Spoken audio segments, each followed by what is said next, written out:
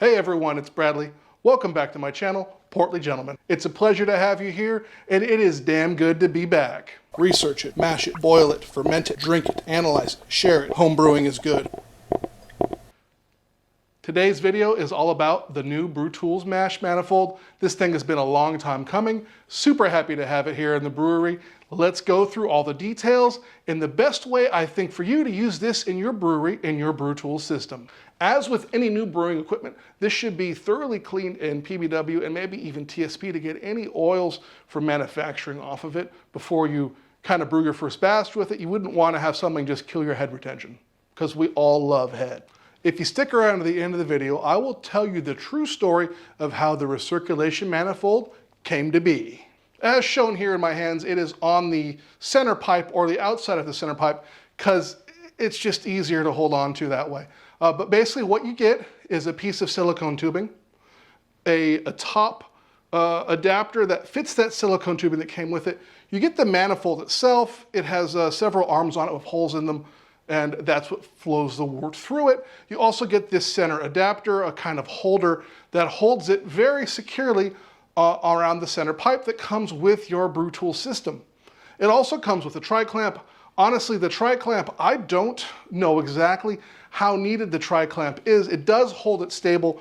Make sure it won't kind of move around and slide on you.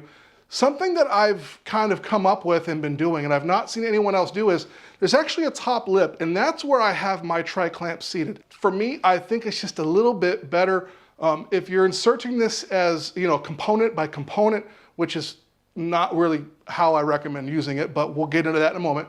The tri-clamp actually seats on this little top lip. It makes it easier to work with inside of the kettle, a little bit more room. If you have sausage fingers, trust me, it's gonna help, like for real.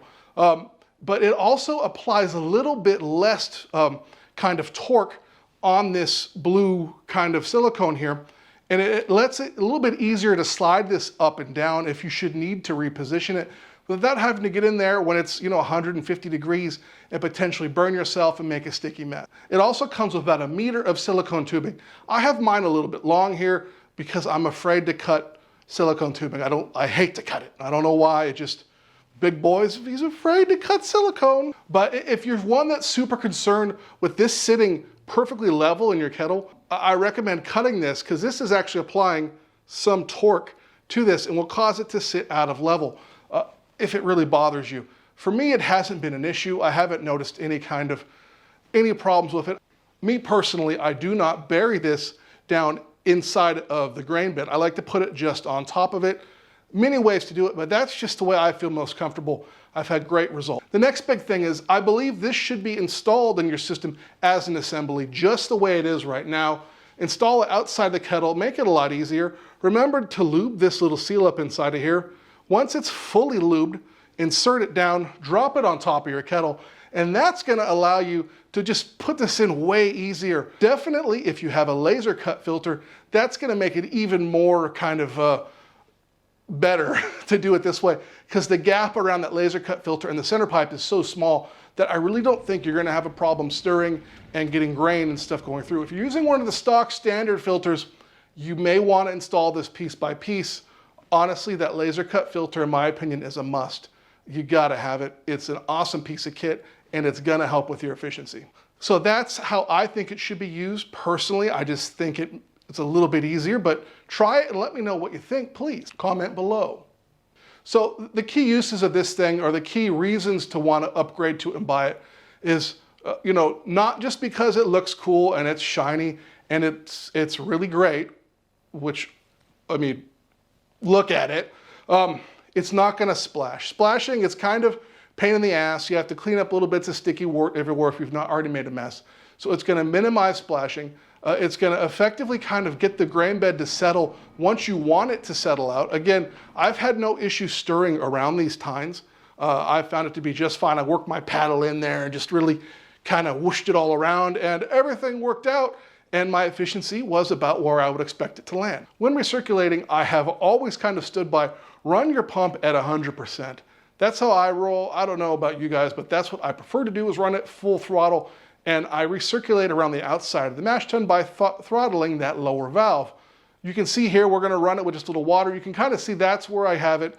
Pumps on 100, we're going around the outside and we're getting just enough recirculation, so you can kind of pick that level within the mash tun you want. As far as using this guy in your brew day, once you've dropped it in, it works just like any other recirculation manifold. You're gonna get nice, crystal clear wort. It's not gonna have too much turbulence, not gonna have a ton of channeling. It actually works really well. Like I said, you may want to adjust this as far as your hose to make sure you're not getting too much flow to one side or another. If you are, it could get clogged. Keep a pipe cleaner on hand to unclog it. It's not going to be a big deal or even a concern in my opinion, but when you're cleaning up, it might make sense to get it fully cleaned out. This also works awesome for sparging. There is no reason to use the sparge manifold, honestly, anymore. This guy just does that perfectly. It also spins inside of the kettle there. So if you have issue or you want to, just kind of move around, you think you're getting, too much sparge water and getting area, you can actually spin this in there and make sure that sparge water or that wort is distributed evenly across your brewery. My unit is perfect as far as the holes placement, and there's no little bits of chaff or little bits of burrs in there. I do recommend a deburring tool. If you're going any kind of stainless steel or any kind of metal components you're buying, there might be a little burr in there from machining that's perfectly normal. I wouldn't expect them to get them all out, as these are assembled finally by human beings that do make mistakes. So I'll drop a link to a deburring tool below. I really recommend it. I'm also going to have links below to all this stuff. We can get it at morebeer.com. Guys, if you really want to support the channel, the new brewery has been quite an undertaking. Use my affiliate links at Morebeer or Amazon. It actually goes straight to me. It makes a difference. Everything gets put right back into the channel where it belongs. First things first, we're going to time travel. At least a couple of years, 2 years back in the way back machine. In a video I released, I kind of explained how I used it, surprise, and showed you how I used it. And basically what I would do is I took that manifold and I bent it so it contacted the sides of the mash tun. And this allowed me to put it at whatever height I wanted. That way I could suspend it over the wort. It wouldn't move, it wouldn't channel. It was as good a solution as I could kind of figure out. Well, Brewtools were watching my video. Shortly after that video came out, Hoovid kind of asked me a little bit more about what I was doing, and we chatted for a moment. Then a couple weeks went by and he sends me a render. And a render he sent me is very similar to what we have today. So that is a true story of kind of where this may have come from. All right, everyone, thank you so much for making it to the end of the video. I really appreciate it. I'll be doing a giveaway in the very near future, so please stand by for that. It'll be dropping shortly. As always, remember, home brewing is good, and I'll see you real soon. Do I still remember how to do this shit? That's the question. To everyone for still sticking around and honestly watching this one. So there'll be a video game, all right, big boys in frame. Yep. Try and get this shirt a little skinnier. I'm back. Hey everybody, it's Bradley. Welcome back to my channel, Portly Gentleman. Is that it? 13 minutes is enough? No, it's just not enough. Research it, mash it, boil it, ferment it, drink it, analyze it, share it. Home brewing is good.